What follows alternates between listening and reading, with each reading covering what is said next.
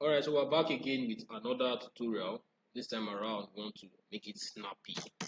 Alright, so today we're going to be looking at the update statement, the delete statement, the upsert statement, and transactions. So these are our objectives for today. So the first one is going to be the update statement. The next one will be the delete statement. The next one would be the upsert.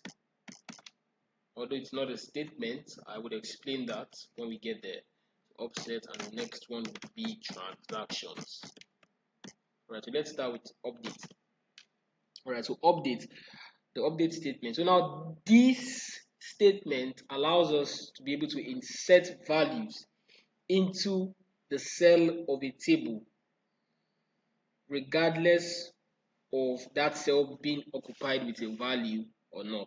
So I will take that again. It allows us to insert values into the cell of a table regardless of whether that cell has any value or not. So it doesn't matter if that cell has a value or not. It's going to allow us to insert a value into the cell of a table. Yeah. So let's look at our group table, because that's what we're going to be working with for a long time.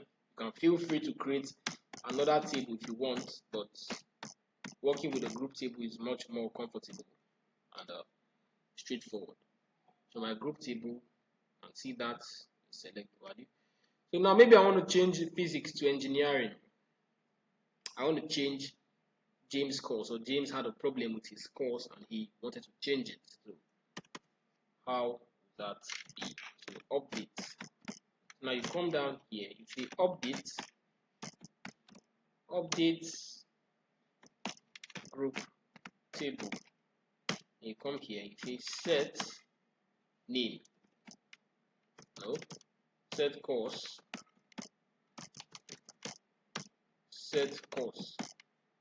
equal to engineering, and write where condition. You see where serial number is equal to 1. Right, so I'm being very specific. Here. So I'm saying that I want to update this table, and I want to set means I want to put a value. Set means you are trying to input a value called engineering under the course column, whereby the serial number is 1. So under the course column where the serial number is 1, so you trace the intersection course and serial number. Where do they intersect? Physics. So what this simply means is that this is going to insert engineering inside here where physics is. So I hope that is straightforward. So now you can now run the code and see the result. It will tell you successfully query returned successfully. Now to select the values again, you can just run this table query. I'll just copy it here, paste it down. Then you can execute that again. And this time around, when it updates a value, it takes the value to the bottom of the table. That is what SQL does. When it updates a value in the cell of a table, it takes that row to the bottom of the table. So in order for you to solve this or to rectify this, you want to order that table by a particular column. So I'll say order by serial number. And I told you that if you don't specify whether it's in ascending order or a descending order, it will by itself make it in an ascending order. So I would come here and say ASC, specifying it, but you can just leave it like that without specifying. And this will take this row back to the top of the table. You run that, you discover that you have your James engineering first. So it has changed physics to engineering. So that's how the update statement works. So now the next one would be the delete statement. So I will not be wasting much time. I want to remove this row. So the delete statement allows us to remove a specified row from a table. That's it. So it allows us to remove a specified row in a table. Alright, so you can come down here and see your delete statement. Delete. come down here, you can come here and say delete. This is the statement, delete from group table, and you specify the condition where serial number is equal to 6. So I want to remove the last row from the table. So now this would remove the last row from the table, and you can decide to now see the result. So select everything from group table. Now you run your code, you will discover that you have the result printed out to you. So you can see that it has removed the last row and it has taken James back again because I didn't use order by. So since I previously updated that row by row 1, I would have to keep on using order by. You can leave it like this and this will automatically still take it to the top. Yeah. Alright, so that's all for the delete statement. So you can try different values. So now let's look at the upsert. So the upsert is a bit more technical in a way. So let us start by creating a table that has a constraint. So what does the upsert do? The upsert allows us to combine an update statement and a delete statement, but it does not create a statement, but it allows us to combine two commands together. It allows us to combine the update command and the insert command together on a table that has a constraint. So if you can remember, we treated what constraints are. We said constraints, these are statements that allow us to restrict an operation on a table. So they are statements that restrict operations carried out on a table. All right, so let us create a table to be able to do this. So I'll call it upsert table. So now I'll give it I'll give it 2 columns apart from the serial. I'll give it name, character varied 50. Now I'll give it course, character varied as well again 50. Alright, I'll come here and I will insert into upsert table. You want to insert name. Cool. So I said on a table that has a constraint. So now I want to come here and give this unique value. So what does this simply mean? If you can remember, we said unique values these are values that do not repeat themselves. They are values that don't repeat themselves. That's what they are. So now, yeah, you would see why we are doing this. And you say values. You want to insert name. Alex, insert the course. The physics. Then next person. James. Then biology. Right. So now we can execute everything together.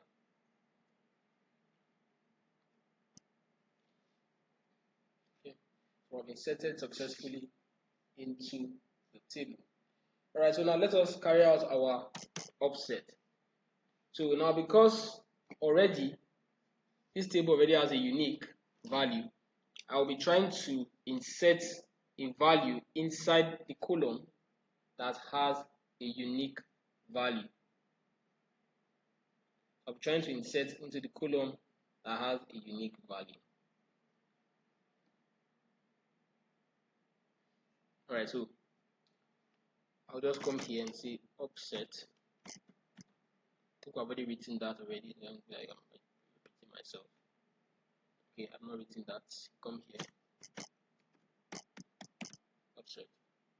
So now I want to carry out an insert again. So you say insert. So I'm combining an insert with an update. I'll say insert into upsert table. And you specify the columns as well. Course You specify the values. The values I'm inserting into name, let's say Jack and biology. Again, because biology is already there, that is an error. We know that. And you come here and you see on conflict. So now this on conflict allows us to identify our error. So conflict means something that is happening at the same time that shouldn't be happening at the same time, or something that is happening that shouldn't be happening, or wrong, a problem, obviously. So if there's a problem, so on encountering a problem, we want to do something. So what's the problem this time around? So you just write cause. So cause is the problem. So if we're having any conflicting value in cause, we want to do something. So you come here, you say do, then you carry out an update. So I want to update instead.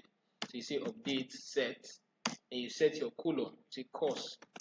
If I find out that I'm making an error, I want to now insert a different value, maybe mathematics, into that table. So now, if there's a conflict in cause, I want to do this. So you highlight this and you execute your query. And this should allow you to insert, to update your table by adding mathematics in it. So if you select your upsert table again, select everything from upsert table, and you see your order by, because obviously it will take the updated row to the bottom of your table. So order by serial number ASC. I want to execute. I can see that's taking it back to the top, and it has changed the value to mathematics. So that's what the upsert does. So this is the action you are trying to perform. If there's a conflict, this is what you want to do. You can also decide to do nothing by just saying do nothing, like that. It works as well. Yeah. So that would be my update at that time. Doing nothing would be the update. But since I'm trying to insert into that column, this is what I'm trying to do. Alright, so with that being said, that brings us to the end. Okay, no, not the end, sorry. We still have transactions to look at. So that's about that for upsert. So let's look at transactions. Look at transactions.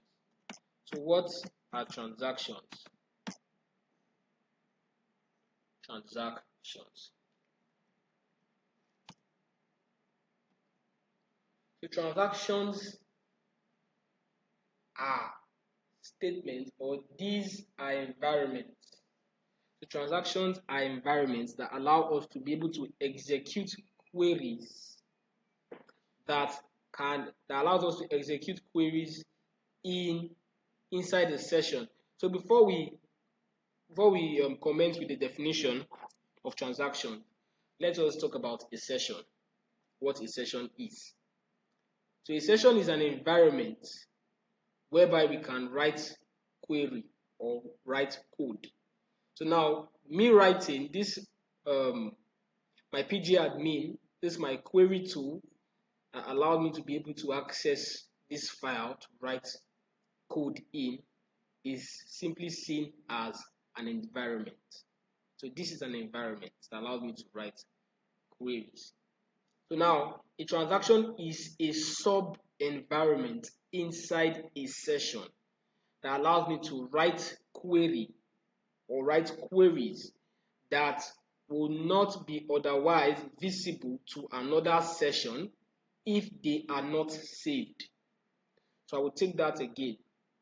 So a session or a transaction is an environment inside a session. So don't forget, this environment whereby I wrote all these queries is a session. So a transaction is an environment, and a session is an environment also. So a transaction is another environment inside a session, which is also an environment. So it's like you're having nested environments. It's like you're having a nested environment inside an environment. So a transaction is an environment that allows us to be able to write queries that will not be visible to another session if they are not saved. So now by saving, I don't mean coming here and clicking this icon here.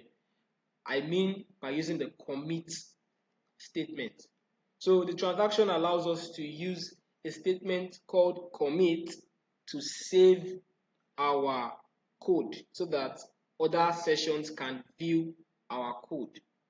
And we use a statement called rollback so that we can undo the changes we just made, or we can undo the query we just wrote. So I hope that makes sense. So in order for this to be clearer, I'm going to create a table inside a transaction, and I would not save it yet. Then I'm going to open up another session to see if we can see that table. So now, mind you, before you save a transaction in a session, even though it has not yet been saved, the query you write in that transaction can be seen within the session that transaction was written in, but you cannot see it in another session. So that's the difference. So in order to make this all crystal clear again, I'm going to come here and I'm going to right click and create, that's open my query tool again for the second time, and I'm going to open up that my SQL file so that we can understand exactly what we are doing here. All right, so now this is another session. So this is another session. This was the first session that we had all our code. This is another session. So mind you, it's the same file with the same code. It is the exact same file with the same code, but they are two different sessions. So now I have one session where I'm going to write my transaction, and I have another session that I've not written my transaction. Although because it's the same file, I wrote all my code. That's why you're seeing the same code. But they are different sessions. They are different sessions. All right. So I'm going to create a table. Now you start a transaction by saying begin transaction. You come down here and you say create table trans. All right. Now just make a very simple table since we're not using it to do anything. We're just trying to see if the result can be visible in another session or not. So you just come here, create your serial number, serial. I'll just say name, character variant.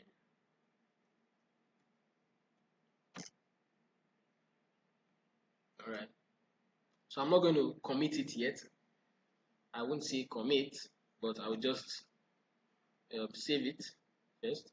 And I'll come down here. Hold on, and I'll say select. Okay, hold on. Before we say select, let us insert. So insert into trans. So insert into trans. You see values. You see Adam. Alright, so I'm only inserting just one value into this table so that we don't waste much time. So to create my transaction, okay, sorry. So you want to put a semicolon to show that you have started your transaction, and you want to run that as well. Okay, to say return successfully. So it has started the transaction, so you can select to see the result in the table.